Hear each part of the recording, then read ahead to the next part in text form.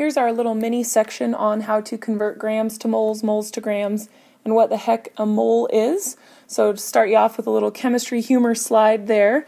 When we talk about moles in chemistry, mole is not a woodland creature. A mole is just an SI unit for the amount of a substance. When we talk about a mole, we use this term called Avogadro's number.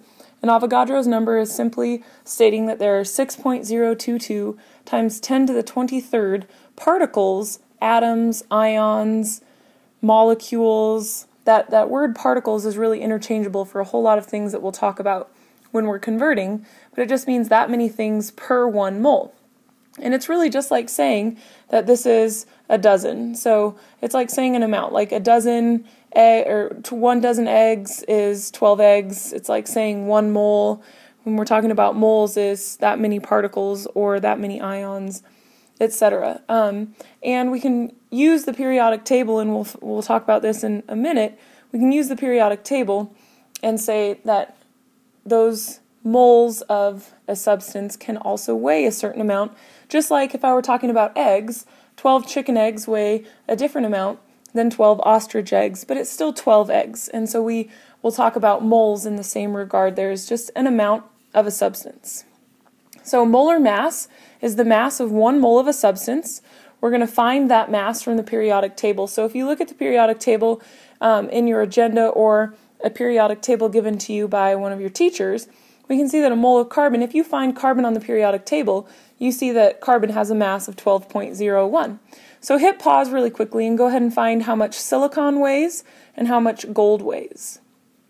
Hopefully you've hit pause and you looked up and you found that this molar mass of silicon is 28.09 grams and the molar mass of gold is 196.97 grams.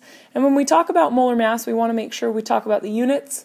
If I were to report the units of molar mass, I would say the unit of the molar mass of carbon is 12.01 grams per mole. And this will come in handy when we're using our conversions. So units in the periodic table, masses in the periodic table can be reported 2 ways. The special unit for atoms called an atomic mass unit, or an AMU, and we'll use that mostly for looking at like how much protons and neutrons weigh. And then also 1 mole of a substance, and 1 mole of a substance has a mass in grams exactly equal reported on the periodic table. So grams per mole, and that grams per mole is a derived unit, and it can be used in a T-chart, so that's really, really important. And we'll use that in a T-chart in our notes and for the rest of the class, like for the rest of the year pretty much. So to think about, if you had a dozen chicken eggs also and compared them to a dozen ostrich eggs, they weigh different. It's the same with a mole. 1 mole of carbon weighs less than 1 mole of gold. It's still the same amount of atoms, it's just the mass is different because those atom sizes are different. So when we talk about conversions, we can convert between a number of different things. We can convert between mass and moles, we can convert between moles and atoms, and we can also convert between mass and atoms, and there really could be an extra line in there. And we'll have some practice problems that will go through how to do those conversions, but we can use the molar mass to figure out how many moles we have, and we can use the moles in our understanding of Avogadro's number to figure out the number of atoms in an element. And that's what we'll be practicing together when you come ready and watch this video before you come to class. So conversions practice, just like how we did in our first unit with conversions practice. We want to know what we know, and we want to know where we're trying to get to. And then we'll talk about what is our conversion unit in this problem. So the first thing we're going to do is start with the 107.92 grams of aluminum. And in this case, the grams of aluminum, that whole thing is the unit. So we're not just grams anymore, it's grams of aluminum, because we're going to start using different elements and different compounds, and so we've got to make sure that we're identifying what element and what compound we're comparing. So the first thing that we want to do is make sure we identify what unit has to go down here. And in order for our units to cross out, the whole unit now is grams of aluminum. And now you can ask yourself, can I go from grams of aluminum to moles of aluminum? And in this case, because I know that the molar mass on the periodic table is grams per mole, I can convert from grams per mole. The only time I can do that, however, is when the aluminum here, the element or the compound, is matching, because I know that 1 mole is its molar mass on the periodic table. And we'll use that periodic table a lot to convert using compounds as well as elements. And so I'm going to look on the periodic table, and I know that 1 mole of any atom or any compound on the periodic table is its molar mass. So the molar mass of aluminum is 26.92. So the grams is 26.92, and it's 1 mole. So anytime I have moles and grams, I know I have 1 mole of something to its molar mass found on the periodic table. You're going to cross out your units just like you would when we were doing the conversion unit in the first unit that we studied, and we're left in moles, which is what I'm trying to find, and I do my calculations, and that gives me 4 moles of aluminum. So now if we go with grams, we're trying to find the grams in 1.51 moles of copper. Remember, moles of copper, that whole thing is my conversion unit. So the first thing that I've got to do is figure out what unit goes underneath, and I know that moles of copper is my whole unit. And then you ask yourself, can I go from moles of copper to grams of copper? And you can, because you know that the molar mass of copper is grams per mole. That's the derived unit. So we're going to look on the periodic table. We're going to assign the number 1 to the moles, and then the molar mass from the periodic table, which is 63.54. Do our multiplication and figure out that it's 95.95 grams of copper is the answer there. So I want you to push pause, and I want you to practice these, and then come back and check your work. Hopefully you pushed pause. So I'm going to take you through this. I would start with 0.5 moles of silver. I know moles of silver needs to go on the bottom. I can go from moles of silver to grams of silver. That's the question you're asking yourself. And I look on the periodic table, and I know that 1 mole of silver is equal to 107.868 grams of silver. And then I do my calculations and figure out that my answer is 53.9 grams of silver in 0.5 moles.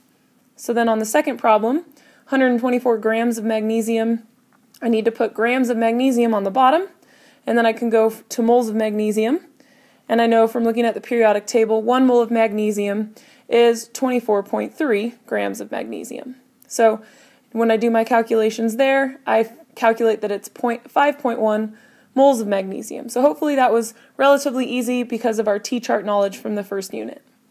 The other thing that we need to talk about is counting atoms. So anytime we have subscripts, the subscripts only apply to that element. So in this case, carbon would have 6 carbons, there would be 12 hydrogens and 6 oxygens. So when we're talking about subscripts, that will help us in our total calculations of molar masses. And here, in this case, we're going to use those parentheses, and we're going to FOIL out that parenthesis, that number on the outside of the parenthesis, to the atoms only on the inside of the parentheses. So in this case, there would be 2 irons because of that subscript 2. There would be 3 sulfurs because that FOILed out to there. And there would be 12 oxygens because the 3 FOILed to the 4. 4 times 3 is 12. So why is this important? Just in case you didn't figure out with the parentheses, again, you multiply. So why is this important? Well, we're going to be doing conversions not only between elements but between compounds. And so if we're looking at that, we've got to figure out what the molar mass or the formula weight of a molecule is. So when we talk about molecule, generally referring to a compound. So 1 mole of water has a mass of the masses of the 2 hydrogens plus the mass of the oxygen put together. So if I were to show my work for that, it would look something like that. I'm looking up the mass on the periodic table of hydrogen, and I'm looking up the mass of oxygen on the periodic table. So I know that 1 mole of water weighs 18 grams, and I would correctly report that as 18 grams per mole, just so you know. So that's a little bit of a typo there. So make sure when we're talking about molar mass, we know it's grams per mole. So now I want you to push pause on the video and practice finding the molar mass of sodium chloride and SiO2, silicon dioxide. Hopefully you pushed pause, and we're coming back here. So this is how I would show my work to find sodium chloride, and that's how I would show my work to find silicon dioxide. Hopefully that's relatively straightforward there. Also go ahead and push pause and go ahead and calculate the molar masses of these. So hopefully you push pause. I'm going to throw up the answers here. So again, just watching probably on the bottom here, just making sure that you've FOILed out that 3 correctly to this SO4 ion there.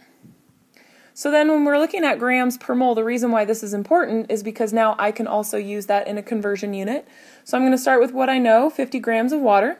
And I know I need grams of water down here in order for my unit to cross out. And I can go to moles of water because anytime I have moles over grams, this compound or this element has to match. And so moles over grams, I'm just looking at the periodic table. And I found in the slide, a couple slides beforehand, that I know that 1 mole of water equals 18 grams. And so I can use my same knowledge using that periodic table and finding molar masses to calculate with compounds. So I do my cross out, and that would equal 2.8 moles of water. So now what I want you to do is, this is a little bit of a practice problem here, so go ahead and calculate, push pause, calculate the molar mass of ibuprofen, and then see if you can calculate the moles of ibuprofen in one bottle.